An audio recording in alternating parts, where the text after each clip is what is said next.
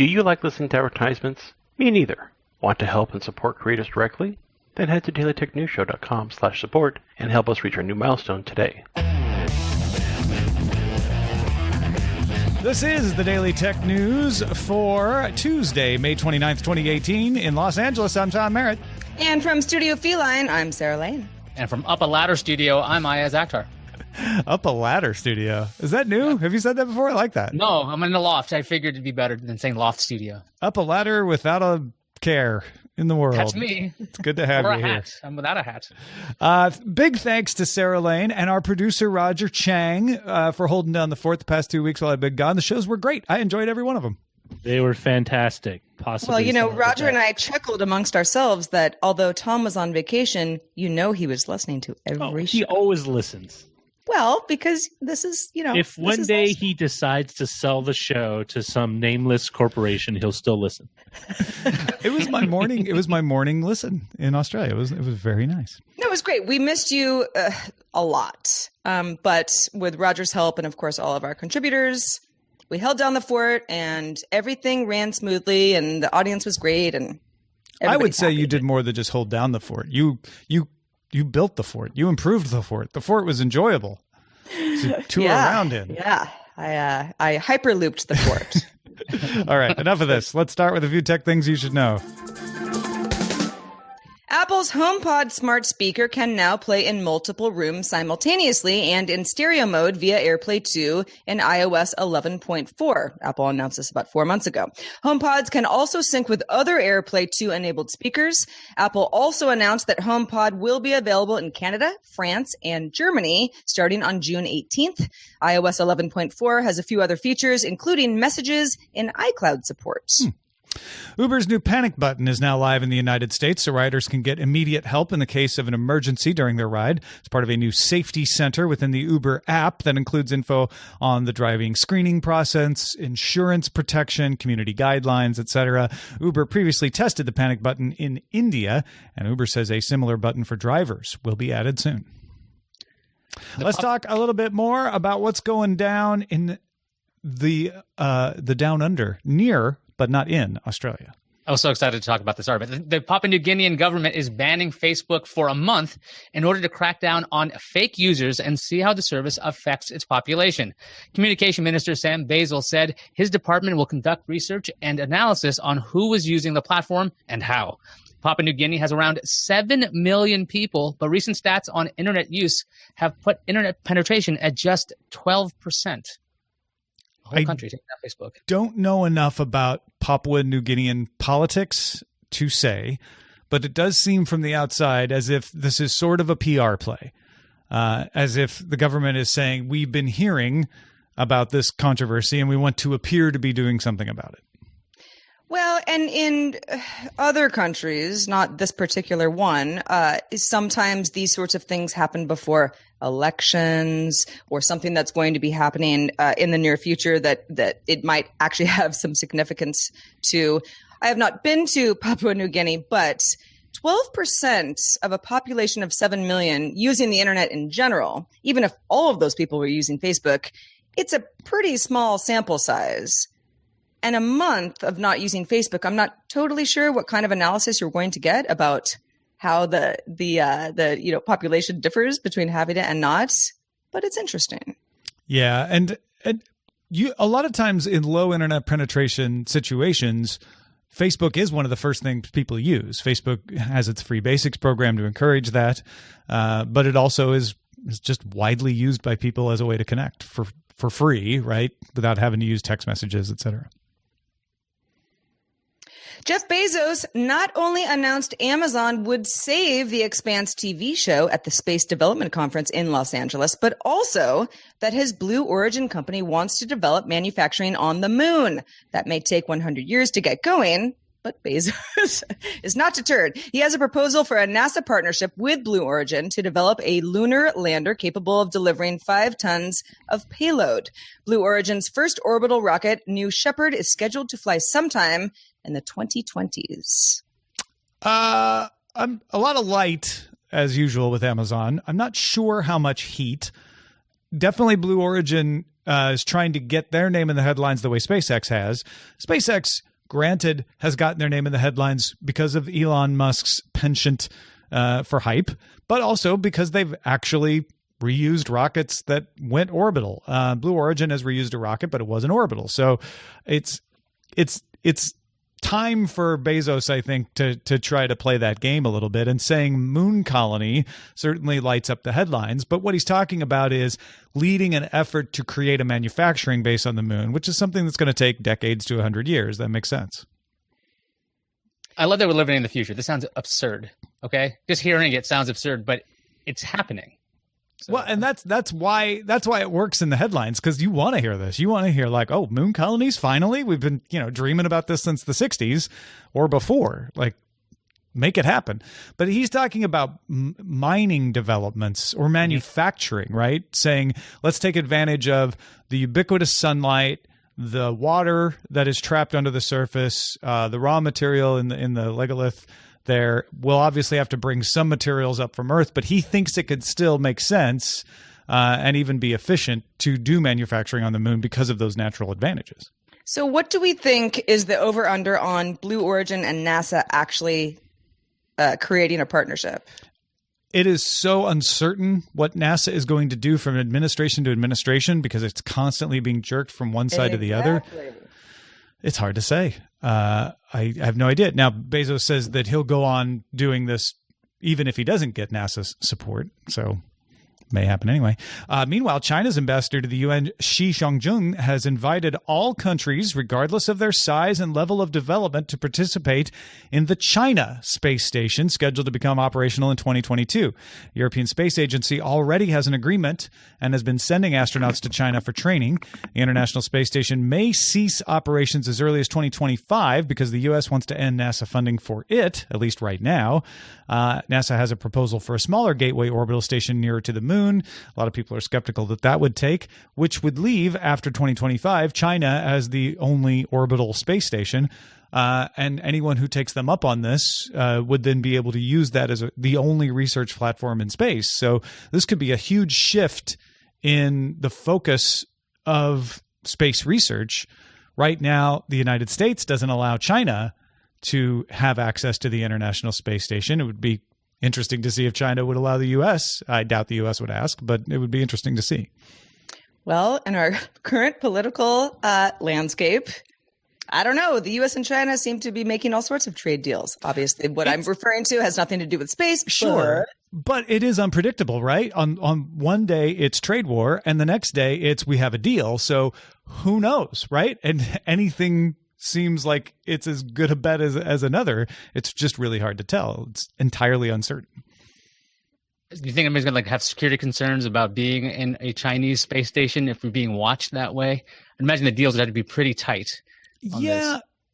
I mean, not for being watched so much. I mean, if you're on any space station, the ISS, they watch every minute you have just for safety reasons.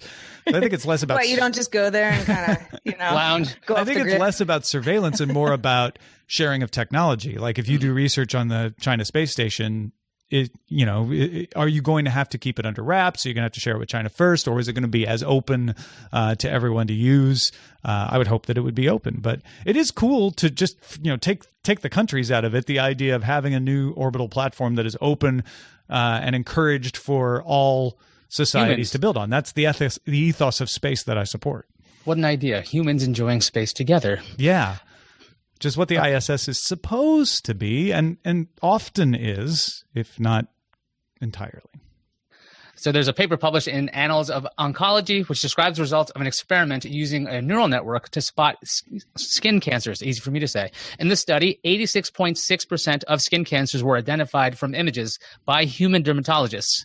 The neural network identified 95%. The neural network also misdiagnosed fewer benign moles as malignant. The tool would be used to aid dermatologists in diagnosis, not replace doctor examinations. So if you're worried about robots taking your job, just relax for now. Hey, man, when it comes to cancer, if the robot can do it better, bring it on. Yeah, one of the reasons I want to talk about this story is it's an advancement. 18 months ago, I think we talked about on DTNS another story about improving on dermatologists' ability to catch melanomas or skin cancers. This is an improvement on that. It's getting even better.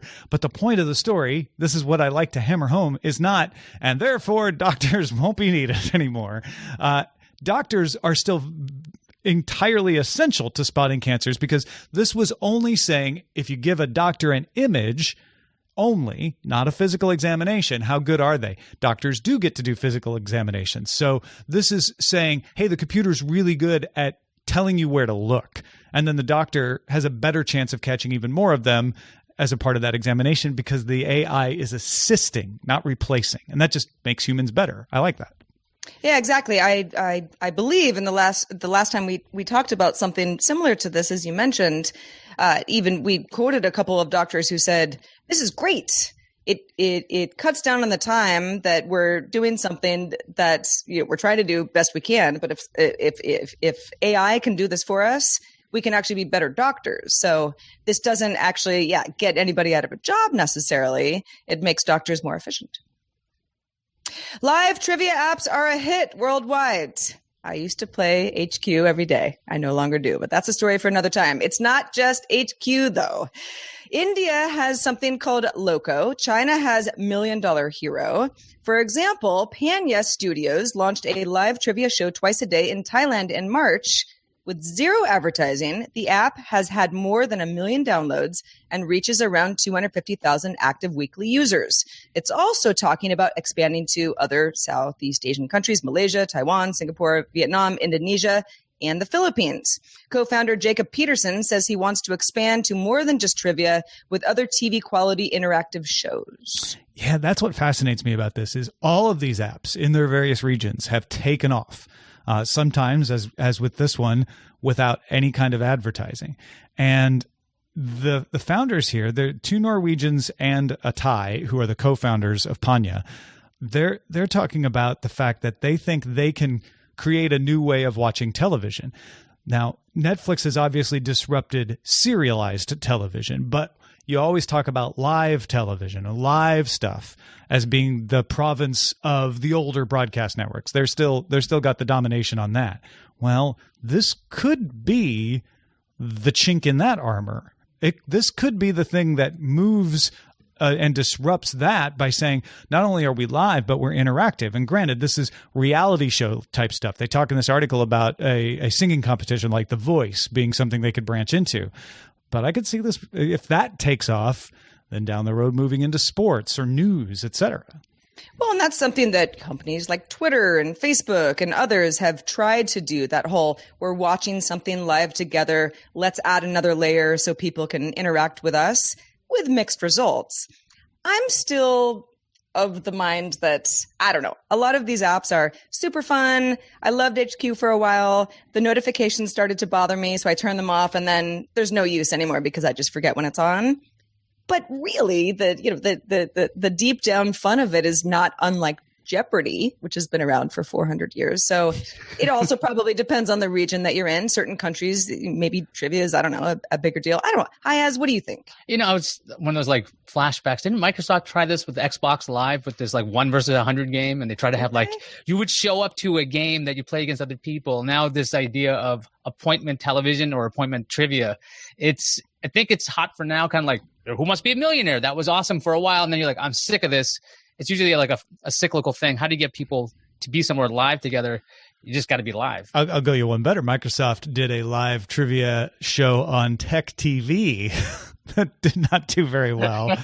Then the Xbox Live thing was so like, much that I don't even remember it. That makes more sense. We'll do it on Xbox Live because then people have Xbox Live. This makes even more sense because, hey, smartphones, everybody's got a smartphone. Not everybody has an Xbox. So it makes more and more sense over time to me. The jury's still out, though. You're right. Is this just a flash in the pan? I mean, because, Sarah, your reaction is also the reaction I hear to people who watch reality television sometimes. Like, oh, I was really into it for a while, and then it kind of my interest waned. It's not the trivia format. It's not the live format. That's actually, I thought that HQ's execution was really fun. And I really did like it for a while.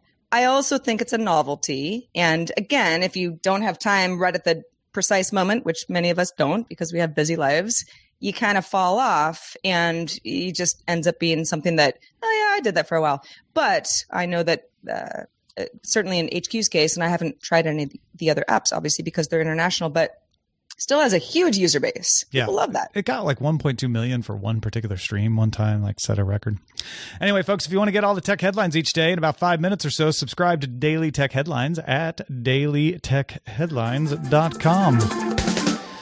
Now, a program in London has been providing some street performers with card readers, like credit card readers, using Sweden's payment firm Iyaz.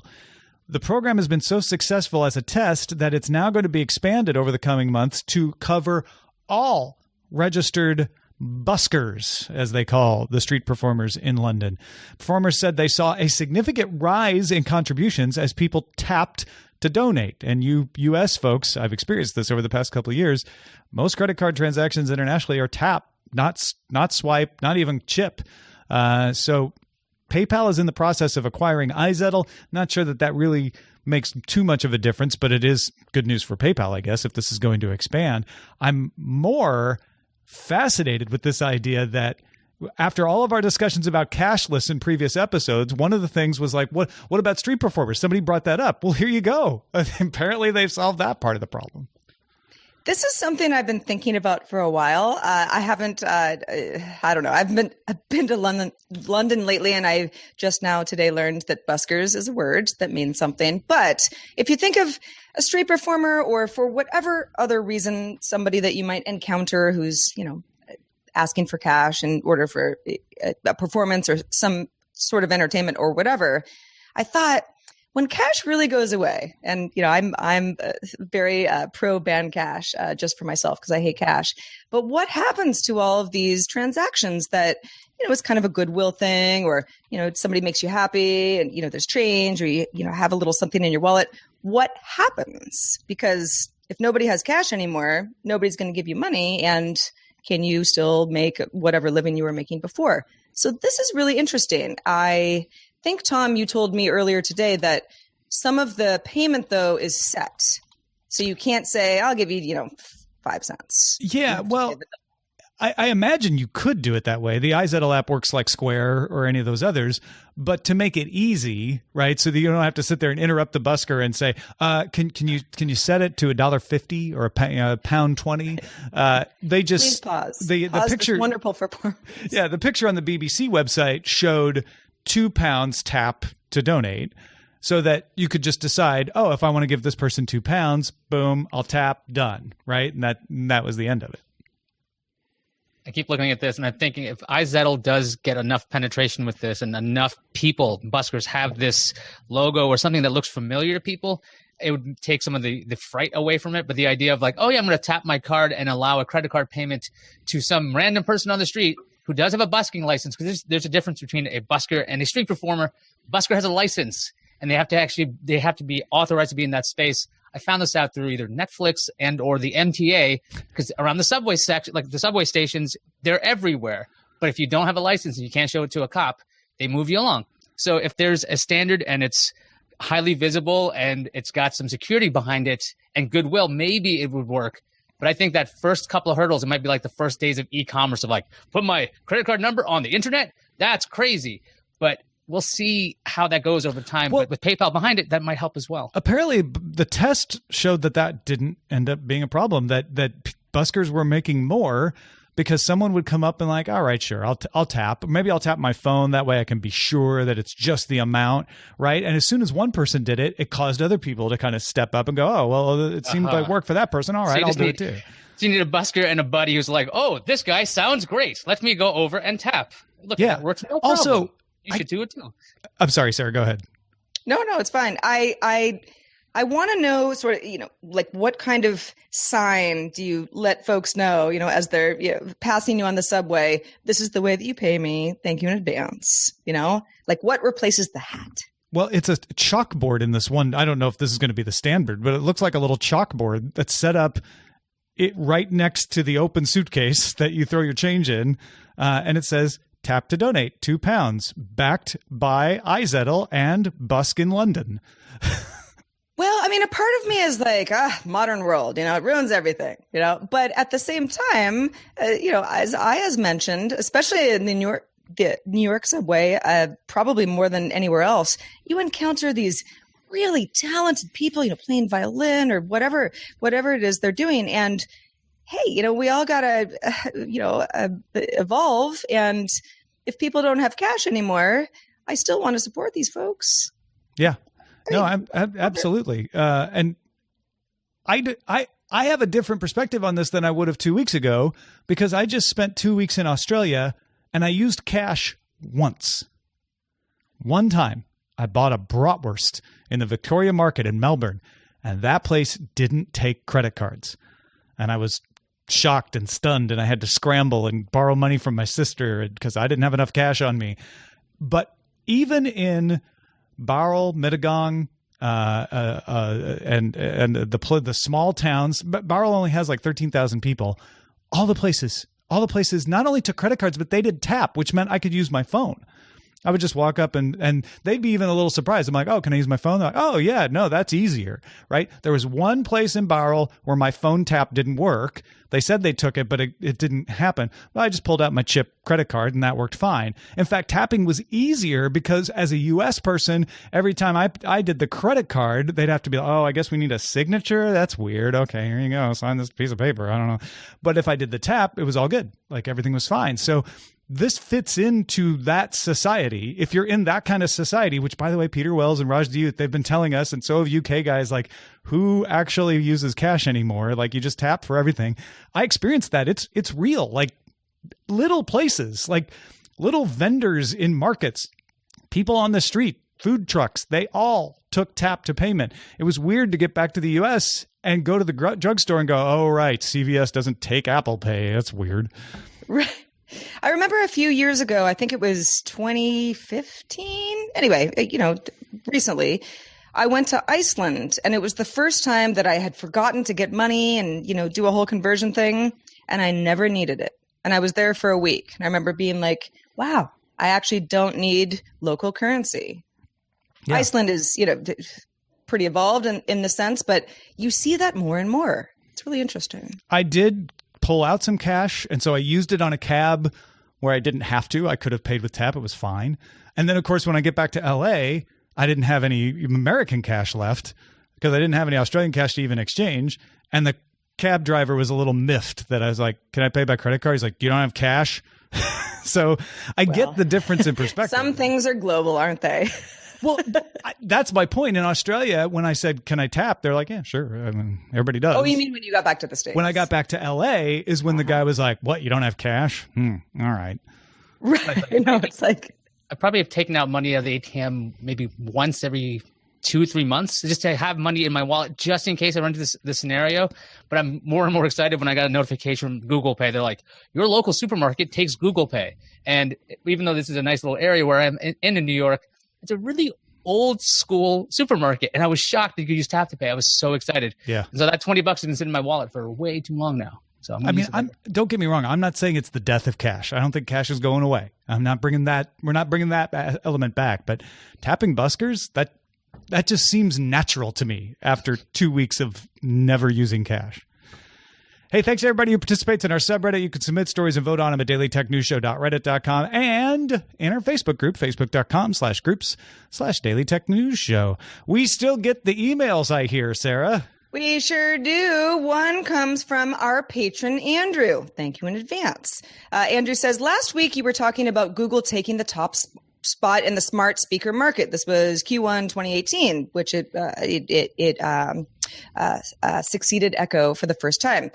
Andrew says, there might be something going on here. Maybe some inflated numbers on Google's side. For example, I recently bought a bunch of Nest products for a new house, and I was given 5 free Google Home Minis. They might be giving more away as free promos and using them for their overall numbers. That is usually when somebody brings up, well, that's shipped. How many did they sell?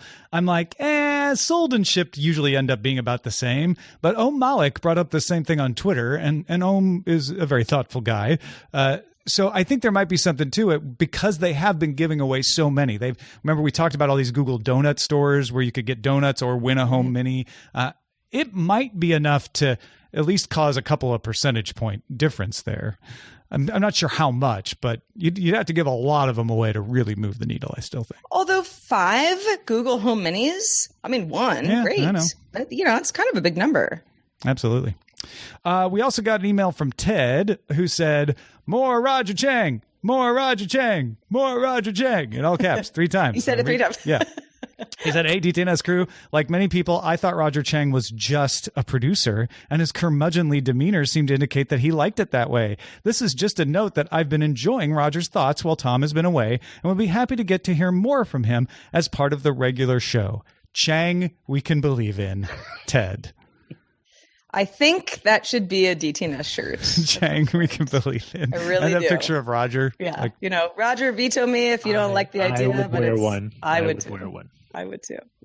Roger, what see, this is the problem, Ted. What? When I was gone, you heard more from Roger, probably more even in the pre and post show than during the show. But you just piped in and then went right away. Roger, Ted wants more of you. But that's what I do. Ted is not satisfied with that, Roger. Okay. Roger, you can't. You're all wrong. Cash is here. Wait till Tom goes on vacation to spit the knowledge that the people want.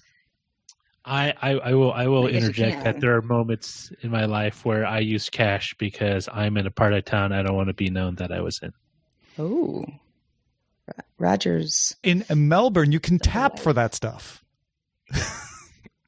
I mean, hey, my favorite cheeseburger place down the street, cash only. So the title will be Tap That Melbourne. No, that probably means something in slang somewhere that we don't want to. That we don't want to use. But there you go, Ted. Chang, you can believe in. Sorry. No, Thanks. I'm sorry. Tom, I'm out of practice. I'm sorry.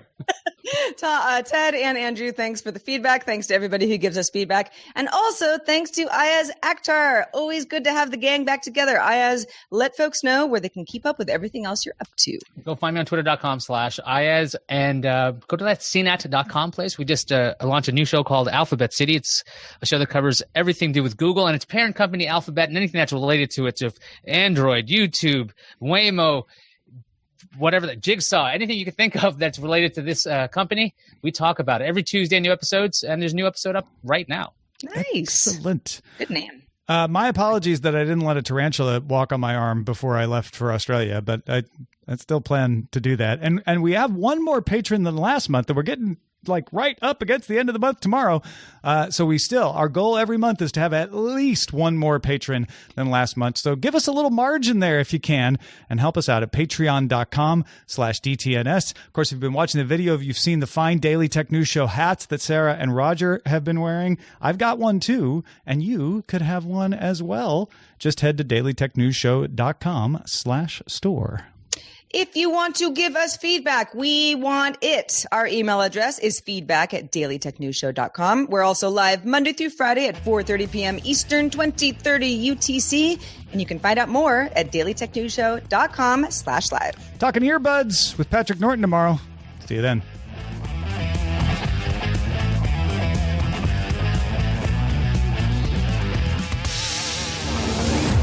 This show is part of the Frog Pants Network. Get more at frogpants.com. Diamond Club hopes you have enjoyed this program.